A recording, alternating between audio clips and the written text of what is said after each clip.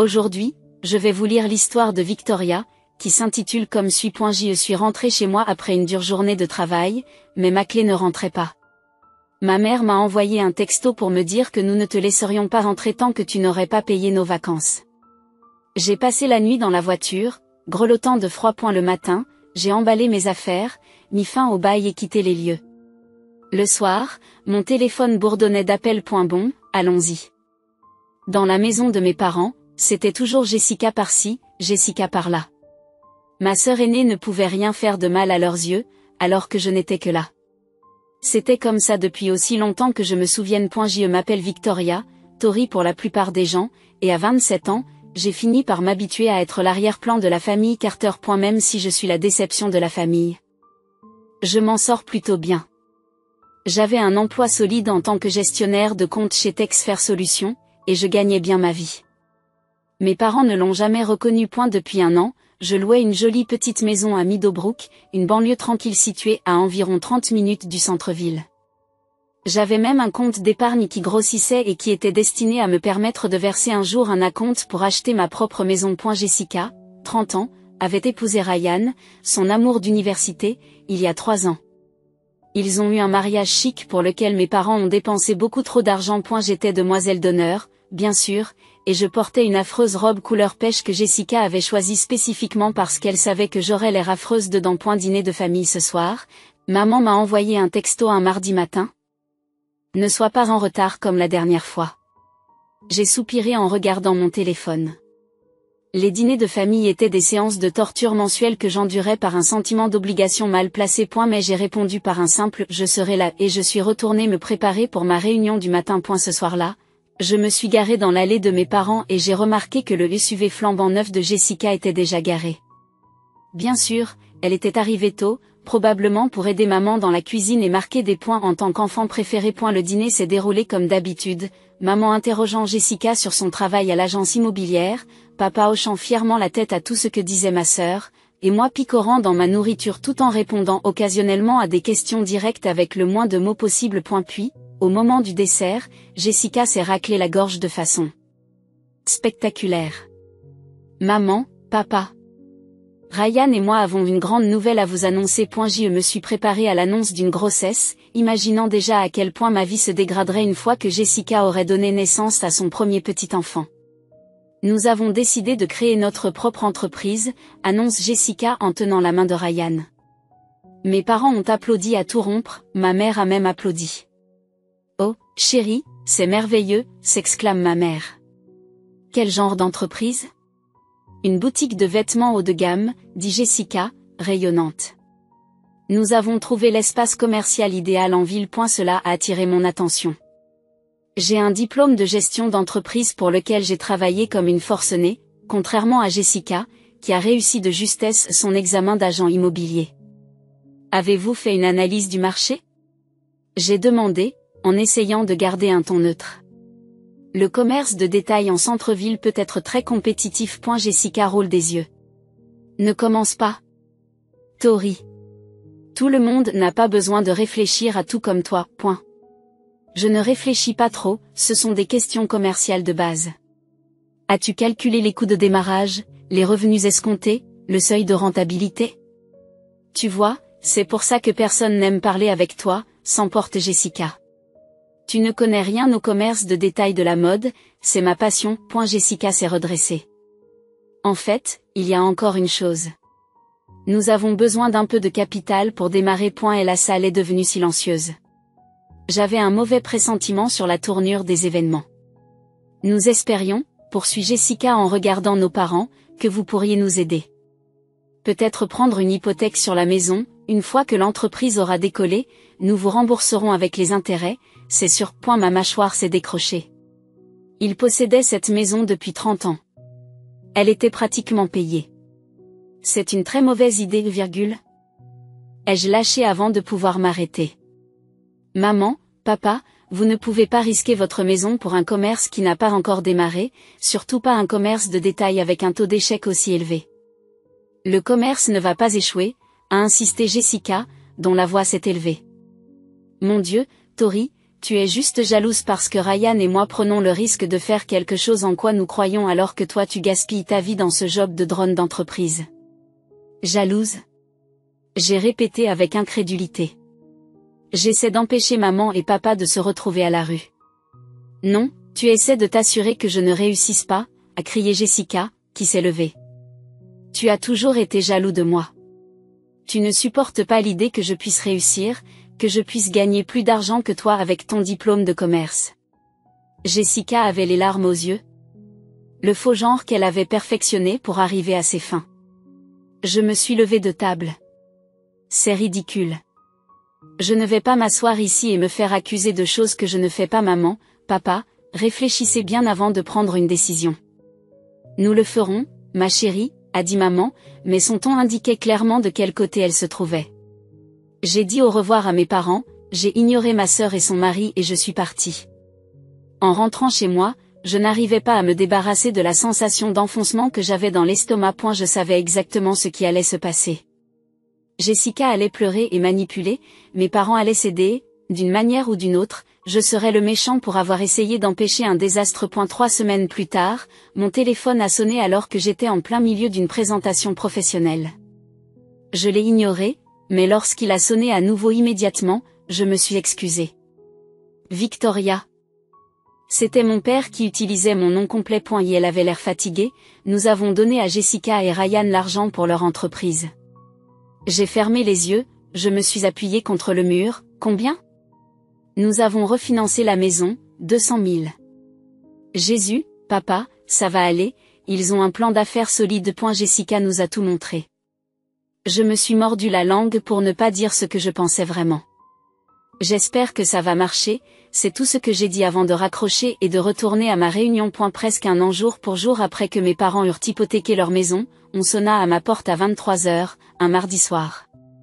Je ne dormais pas encore, je passais en revue des documents de travail sur mon canapé. Lorsque j'ai ouvert la porte, j'ai trouvé mes parents debout, semblant avoir vieilli d'une décennie. Maman avait les yeux gonflés par les larmes, et papa semblait plus petit, voûté, le regard vide. Nous avons perdu la maison, a dit maman. Sa voix dépassant à peine un murmure. Je n'ai pas dit, je te l'avais bien dit, j'aurais voulu le faire, mais le regard brisé de leur visage m'en a empêché. Entrez, ai-je dit à la place, en m'écartant. Cette nuit-là, je leur ai donné ma chambre d'amis. Nous n'avons pas beaucoup parlé, ils m'ont dit le strict minimum. La boutique de Jessica et Ryan avait échoué au bout de 8 mois. Ils avaient englouti l'argent avec des stocks hors de prix, un bail ridicule et quelques voyages d'affaires à des défilés de mode qui n'étaient en fait que des vacances coûteuses. Lorsque l'entreprise a fait faillite, mes parents n'ont pas pu payer les mensualités du prêt hypothécaire. La banque leur avait donné un préavis le matin même. Le lendemain, j'ai appelé mon patron et lui ai demandé de travailler à domicile. J'ai aidé mes parents à rapporter le peu que la banque leur avait permis de prendre dans la maison. Des photos de famille. Quelques vêtements. La porcelaine de maman. Cadeau de mariage de sa mère. Ce n'est que temporaire, répétait papa tandis que nous transportions des cartons dans la maison que je louais. Jusqu'à ce qu'on se remette sur pied. J'ai acquiescé, ne me sentant pas capable de parler sans dire quelque chose que je regretterais. 2 semaines plus tard, une autre bombe est tombée. En rentrant chez moi après une rare journée de travail, j'ai trouvé la voiture de Jessica et de Ryan dans mon allée. Ma sœur était assise à la table de la cuisine comme si l'endroit lui appartenait, Ryan étant affalé à côté d'elle. La voilà, dit Jessica avec un sourire crispé qui n'atteint pas ses yeux. Qu'est-ce qui se passe? Demandai-je en posant mon sac d'ordinateur portable. Maman est sortie de la cuisine avec une tasse de thé. Jessica et Ryan ont besoin d'un endroit pour rester un peu. Leur propriétaire les a expulsés parce qu'ils n'ont pas payé leur loyer. Et tu leur as dit qu'ils pouvaient rester ici, dans ma maison? J'ai essayé de garder ma voix égale. Nous sommes une famille, Tori, a dit papa depuis le salon, sans détourner le regard de la télévision. La famille se serre les coudes. J'ai regardé ma sœur.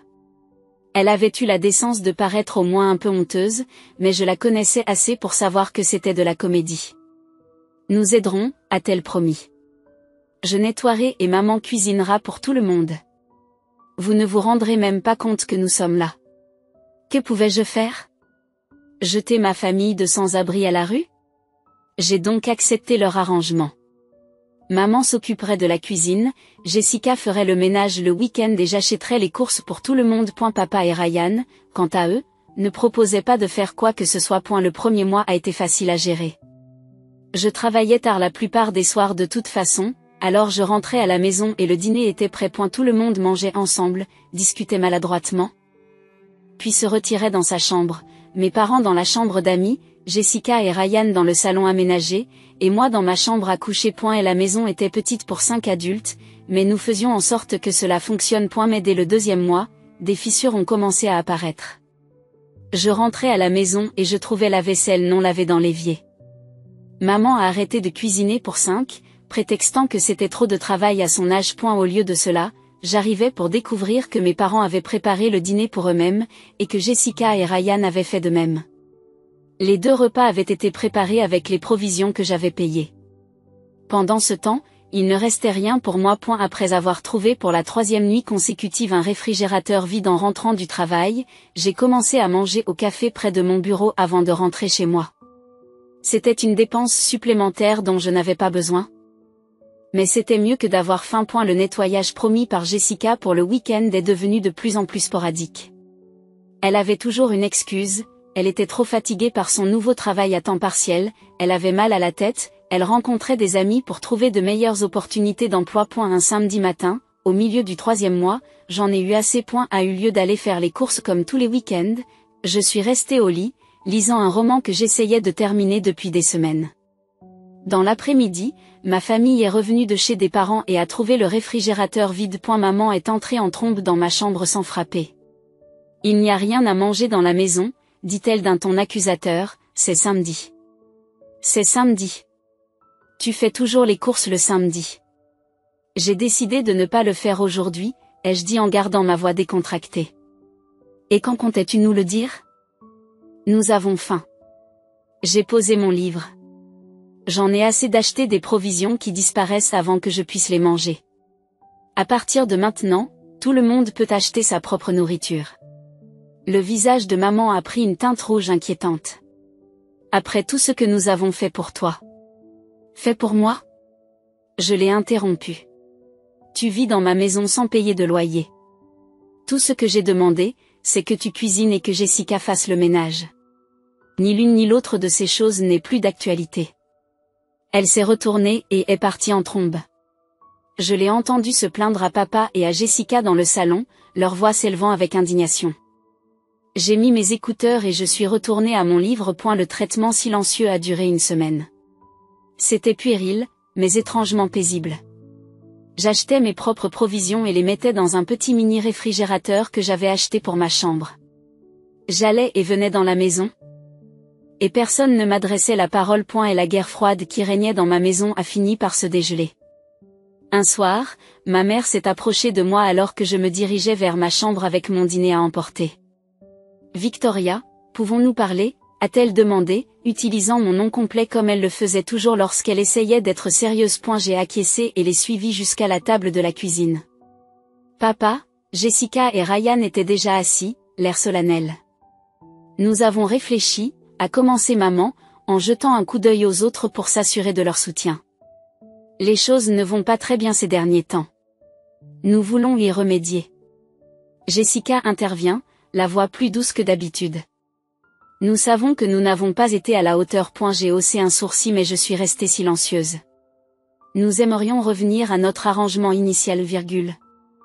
Poursuit maman. Je ferai la cuisine pour tout le monde et Jessica fera le ménage le week-end. Si vous recommencez à faire les courses. J'ai étudié leur visage, essayant de déterminer s'ils étaient sincères. Papa n'arrivait pas à croiser mon regard. Ryan s'agitait avec une serviette en papier. Jessica faisait de son mieux pour avoir l'air contrit, mais je pouvais voir le calcul derrière son expression. Pourquoi ce soudain changement d'avis? Demandai-je. Le fait d'être une famille nous manque, a dit maman, et soyons honnêtes, aucun d'entre nous ne peut se permettre de continuer à faire ses courses séparément. Au moins, c'était honnête, j'ai réfléchi aux options qui s'offraient à moi. Et la vérité, c'est que les bons repas préparés à la maison me manquaient aussi. Et le traitement silencieux, bien que paisible, était également solitaire. D'accord, j'ai finalement accepté, mais si les choses dérapent à nouveau, c'est fini. Je ne veux pas qu'on profite de moi dans ma propre maison. Ils ont tous acquiescé avec empressement, et comme ça, nous sommes revenus à notre arrangement initial. Pendant quelques semaines, tout s'est bien passé. Maman préparait des dîners copieux, Jessica faisait le ménage les week-ends, et je m'occupais de remplir le réfrigérateur. Nous n'étions pas exactement la bande à Brady, mais c'était tolérable. Puis, un soir de début novembre, j'ai remarqué un changement d'atmosphère en rentrant à la maison. Maman, papa, Jessica et Ryan étaient déjà assis à table, mais ils sont devenus silencieux lorsque je suis entrée dans la pièce. Ils ont échangé des regards pendant que j'accrochais mon manteau et que je me lavais les mains. Qu'est-ce qui se passe ? Demandai-je en m'asseyant à table. Maman servait les lasagnes qu'elle avait préparées avec un sourire trop éclatant. Nous parlions justement de Thanksgiving, c'est dans 2 semaines et virgule. Dit-elle. J'ai accepté l'assiette qu'elle m'a tendue.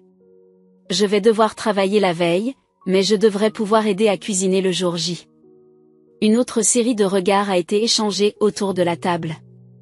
En fait, dit Jessica en posant sa fourchette, nous pensions faire quelque chose de différent cette année. On s'est dit que ce serait bien de s'évader. Des petites vacances pour nous changer les idées après tout ce qui s'est passé cette année. J'ai fait une pause au milieu de la bouchée, des vacances, où il y a un charmant centre de villégiature à Sedona, dit papa, soudainement animé. Il propose un forfait spécial Thanksgiving avec toute la nourriture traditionnelle, mais sans le travail. En plus, il y a des randonnées, des soins de spa, tout ce qu'il faut. Ça a l'air cher, ai-je commenté en regardant autour de la table. Le silence s'installe à nouveau, rompu uniquement par le bruit des fourchettes contre les assiettes. Alors, ai-je demandé lorsque personne n'a pris la parole, tu me demandes si je veux me joindre à toi ? Parce que j'ai déjà dit que je devais travailler cette semaine-là. Oh, nous savons que tu ne peux pas venir, dit rapidement Jessica. C'est pourquoi nous avons pensé que ce serait le moment idéal pour nous d'y aller. Pour que tu ne te sentes pas mal d'avoir manqué quelque chose. Je pose ma fourchette. Si vous savez tous que je ne peux pas venir, pourquoi me parlez-vous de ce projet de vacances ? Encore un silence gênant. Vous voulez que je paye pour ça, ai-je dit sans embâge, réalisant que c'était la bonne chose à faire. C'est de cela qu'il s'agit. Maman a traversé la table et m'a tapoté la main. Pas exactement de payer, mais d'aider un peu. Nous avons tous besoin d'une pause, Tori, l'année a été si dure. Tu veux que je finance des vacances auxquelles je ne vais même pas participer ? Tu peux te le permettre, dit Jessica. Un soupçon de son habituelle suffisance se glissant à nouveau dans sa voix. Nous savons tous combien tu gagnes. Ce n'est pas la question, ai-je répondu, sentant ma pression sanguine monter. Le problème, c'est que tu me demandes de payer des vacances de luxe à 4 adultes qui ne contribuent en rien à la situation financière du ménage. Nous sommes une famille, a dit papa, comme si cela expliquait tout. Et ta mère et moi ne rajeunissons pas. Nous méritons de profiter de notre âge d'or. Et Ryan et moi sommes encore en train de nous remettre financièrement, a ajouté Jessica. Cela pourrait prendre des années avant que nous ne soyons à nouveau sur pied. Je les ai regardés tour à tour, ces gens qui étaient censés m'aimer mais qui semblaient ne voir en moi qu'un distributeur de billets. Non, je ne paierai pas vos vacances. Si vous voulez aller dans une station balnéaire pour Thanksgiving, vous devrez le payer vous-même. Mais nous ne pouvons pas nous permettre. Comment ça, Jessica ? Alors vous ne pouvez pas y aller, ai-je interrompu. C'est comme ça que fonctionne l'argent. Si vous ne pouvez pas vous permettre quelque chose, vous ne pouvez pas l'avoir. C'est égoïste, dit Ryan, qui prend la parole pour la première fois. Après tout ce que ta famille a fait pour toi. J'ai ri, d'un son court et amer. Qu'est-ce que tu as fait pour moi, exactement, ces derniers temps ? Vivre dans ma maison sans payer de loyer ? Manger de la nourriture que je paie ? Profiter de ma générosité à tout bout de champ ? Nous t'avons élevé, dit maman, sa voix tremblant sous l'effet d'une émotion sincère ou d'une bonne interprétation. Nous nous sommes sacrifiés pour toi. Et je rembourse cette dette depuis des mois, ai-je répondu. Mais je ne peux pas financer des vacances de luxe. Le reste du dîner s'est déroulé dans un silence glacial. Dès que j'ai eu fini de manger, Je me suis excusée et je suis allée dans ma chambre, en fermant la porte derrière moi. Je les ai entendus parler à voix basse et avec colère dans le salon, mais j'ai allumé ma télévision pour les étouffer. Le lendemain matin, ils étaient encore tous en train de me faire la gueule.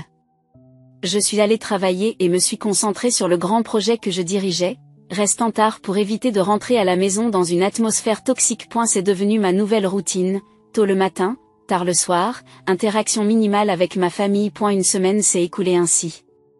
La tension dans la maison devenait insupportable. Personne ne m'adressait la parole directement, même s'il m'arrivait d'entrer dans une pièce et de les trouver en train de chuchoter ensemble, puis de se taire lorsqu'ils m'apercevaient. Un soir, une semaine avant Thanksgiving, je suis restée plus tard que d'habitude au bureau. Travaillant à la finalisation d'un projet qui devait être terminé avant les vacances. Lorsque j'ai terminé, il était presque minuit. Le bureau était vide, l'équipe de nettoyage était passée et j'étais épuisée. Tout ce que je voulais, c'était rentrer chez moi, prendre une douche chaude et m'écrouler dans mon lit. Le trajet jusqu'à la maison était calme, les rues étaient vides à cette heure-là, un soir de semaine. Lorsque je me suis garée dans mon allée, j'ai remarqué que toutes les lumières de la maison étaient éteintes. Tout le monde doit dormir, me dis-je, ce qui me soulage. Pas de rencontre gênante ce soir. J'ai marché jusqu'à la porte d'entrée, clé en main, et j'ai glissé ma clé de maison dans la serrure. Elle ne tournait pas. J'ai réessayé, en la remuant doucement, pensant qu'elle était peut-être coincée. Toujours rien. J'ai retiré la clé et je l'ai regardée à la lumière du porche. C'était bien la clé de ma maison. Celle que j'utilisais depuis un an. C'est à ce moment-là que j'ai compris. Ils avaient changé les serrures. L'incrédulité s'est rapidement transformée en colère et j'ai commencé à frapper à la porte. Comme personne ne répondait, j'ai sonné à la porte à plusieurs reprises, en maintenant la sonnette enfoncée jusqu'à ce que le carillon devienne un son continu et agaçant qui réveillerait sûrement tout le monde à l'intérieur. Toujours rien, puis j'ai remarqué un mouvement derrière les rideaux. Quelqu'un était à la maison et réveillé, il m'observait mais refusait de répondre. J'ai frappé à la porte. Je sais que tu es là. Ouvre la porte tout de suite. Pas de réponse. J'ai reculé et j'ai regardé le deuxième étage. La lumière de la chambre de mes parents a vacillé brièvement lorsque quelqu'un a jeté un coup d'œil à travers les stores. Mon téléphone a bourdonné dans ma poche. Un SMS de ma mère disait: Nous ne te laisserons pas rentrer tant que tu n'auras pas accepté de payer nos vacances. C'est pour ton bien, Victoria, tu dois apprendre à être moins égoïste. J'ai regardé le message, incapable de comprendre ce qui se passait. Ma propre famille m'avait enfermé hors de ma maison, la maison que je payais, pour m'extorquer de l'argent. J'aurais pu appeler la police, c'était ma maison, après tout. J'avais le bail à mon nom. Mais quelque chose m'en a empêché. Peut-être était-ce la dernière menace de loyauté familiale que je possédais encore, ou peut-être était-ce simplement l'épuisement. Au lieu de cela, je suis retournée à ma voiture, j'ai mis le chauffage à fond et j'ai essayé de m'installer aussi confortablement que possible sur le siège du conducteur. Le sommeil est venu par à-coups, interrompu par le froid qui s'insinuait chaque fois que le moteur s'éteignait pour économiser de l'essence. À l'aube, je me suis réveillée. Raide et grelottant. J'ai regardé les lumières s'allumer dans la maison et les silhouettes se déplacer derrière les rideaux. La routine du matin se déroulait à l'intérieur de ma maison alors que j'étais enfermée dans ma voiture. Vers 7 heures, la porte d'entrée s'est ouverte et ma mère est sortie. Elle s'est approchée de ma voiture avec un sourire qui m'a fait bouillir le sang. J'ai baissé la vitre juste assez pour l'entendre.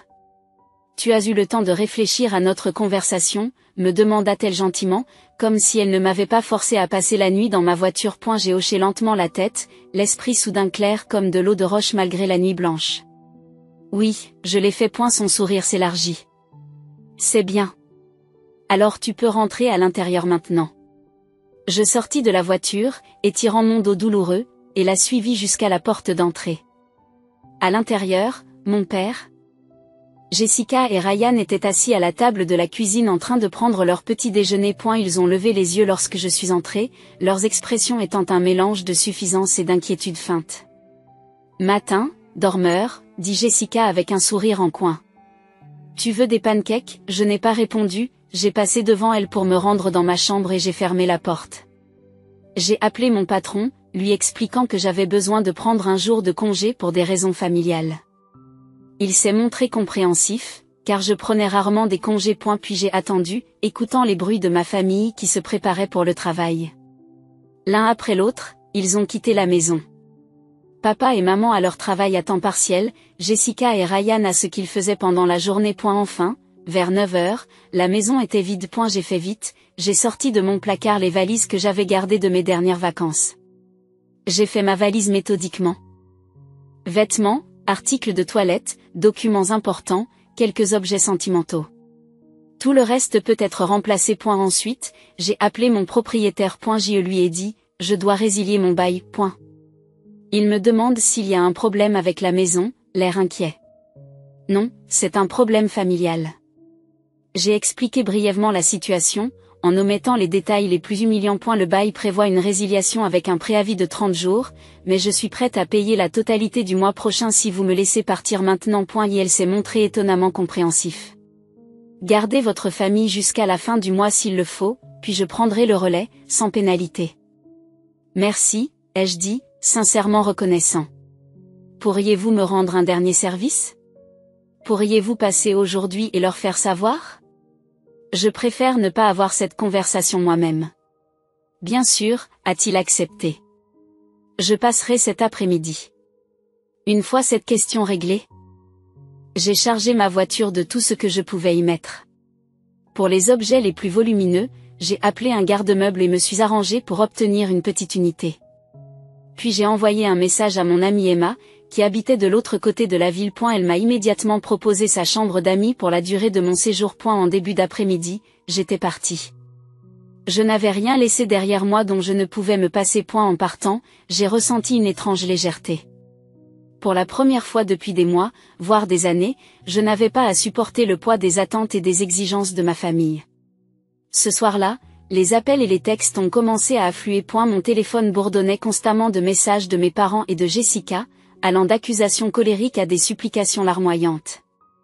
Je les ai tous ignorés et j'ai fini par éteindre complètement mon téléphone. Le lendemain, au travail, la réceptionniste a appelé mon bureau. Votre famille est là pour vous voir. Je suis descendue et je les ai trouvés dans le hall d'entrée. La mère pleurait, le père se tenait la poitrine de façon dramatique, Jessica se tordait les mains. Je les ai conduits dehors pour parler, ne voulant pas faire de scène devant mes collègues. Ils m'ont supplié et m'ont promis de changer. Maman sanglotait en disant qu'elle n'avait nulle part où aller lorsque le propriétaire les expulserait à la fin du mois. J'ai écouté tout cela avec un détachement qui m'a surpris moi-même. Lorsqu'ils se sont retrouvés à court de mots, j'ai réagi avec un calme que je ne soupçonnais pas. Vous avez choisi cela, leur ai-je dit. Vous m'avez enfermé hors de chez moi et m'avez fait dormir dans ma voiture. Vous pouvez faire la même chose maintenant. 2 semaines plus tard, j'étais installée dans un nouvel appartement à l'autre bout de la ville. J'avais bloqué leur numéro et les avais supprimés de mes réseaux sociaux. Le propriétaire a confirmé qu'ils avaient déménagé dans un endroit que je ne connaissais pas et dont je ne me souciais pas. Pour la première fois de ma vie d'adulte, j'étais vraiment seule et je n'avais personne d'autre à satisfaire que moi-même. Mon compte d'épargne, qui n'était plus ponctionné par l'entretien de 4 adultes supplémentaires, a recommencé à gonfler. Peut-être aurais-je assez d'argent pour verser un acompte sur ma propre maison plus tôt que je ne le pensais. Parfois, je me demandais si je n'avais pas été trop sévère en les coupant complètement. Mais ensuite, je me souvenais des nuits passées à grelotter dans ma voiture, des mois passés à être utilisés, des années passées à être le second choix. Et je savais que j'avais fait le bon choix.